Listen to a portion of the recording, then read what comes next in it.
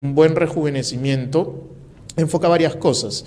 Rejuvenecer la piel no es solamente tensarla. Muchas veces hay que tener en cuenta que un paciente puede tener manchitas y eso a darle un aspecto, pues,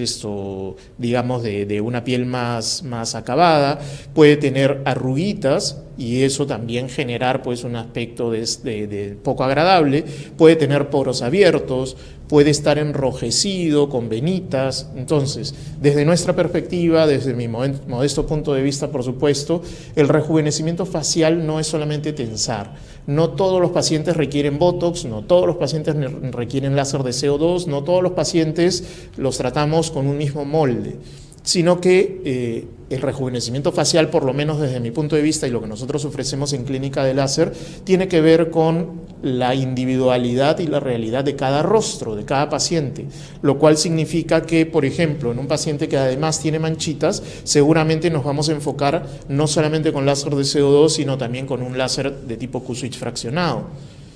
En algunos pacientes que pudieran tener telangiectasias también, o enrojecimiento o arañitas vasculares, también vamos a tratarlo con un láser de neodimio, lo cual nos va a ayudar a quitar ese enrojecimiento y esos otros problemas. En un paciente que tiene secuelas de acné o que tiene, pues, los poros abiertos, si nosotros no solucionamos el exceso de producción de grasa, por ejemplo, y trabajamos directamente el tema de sus poros abiertos, con el tiempo el seguir produciendo grasa hará que los poros se vuelvan a abrir y no habremos logrado mucho. Entonces, probablemente en ese caso, en ese paciente, requiere inclusive que nosotros previamente tratemos sus poros,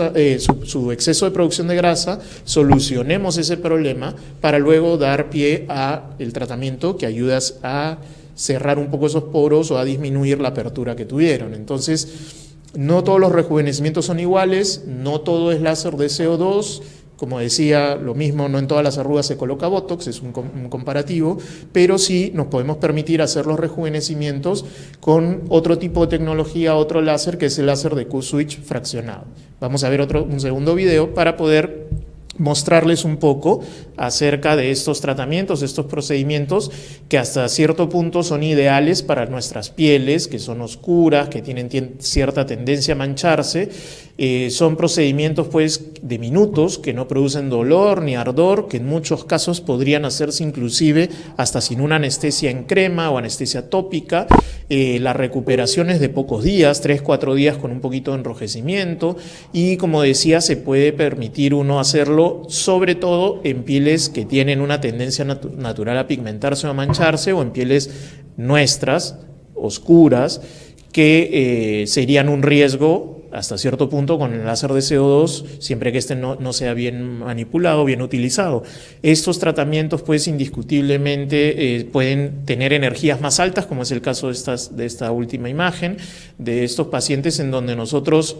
por ejemplo, aquí prácticamente no vemos cambios, no vemos que la piel sufra. El paciente se va con un poco de enrojecimiento o eritema a casa, ese enrojecimiento disminuye, comienza a bajar en las primeras horas y básicamente, pues, es un procedimiento de fin de semana, en el sentido que uno lo puede hacer alegremente el día viernes para el día lunes ir a trabajar sin ningún problema. Son tratamientos, pues, innovadores. De pronto, si uno quiere pensar en el estímulo de colágeno que estos producen, probablemente no sea el mismo. Si comparamos una sesión de este láser con una sesión de láser de CO2, probablemente el estímulo de colágeno no sea el mismo, pero yo puedo lograr en 2 o 3 sesiones de láser de Q-switch fraccional un resultado similar al que podría lograr con una sesión de CO2 en cuanto al estímulo de colágeno, a la tensión de la piel, pero con la diferencia de que el láser de Q-switch fraccional sí me garantiza que trabaja sobre el pigmento, sobre el enrojecimiento, o sea, sobre las manchas y sobre el enrojecimiento difuso de la piel, a diferencia del CO2, en donde más bien muchas veces ocurre que las primeras semanas después de un tratamiento el paciente está más bien enrojecido. Aquí ocurre todo lo contrario. Entonces, es una opción, como decía, fabulosa para nuestras pieles que ya tienen esa tendencia natural a mancharse. Y muchas veces las preguntas de los pacientes respecto a estos tratamientos van en ese sentido, porque probablemente muchos conocemos a alguien que se ha hecho un tratamiento que le generó algunas manchitas o le generó algún problema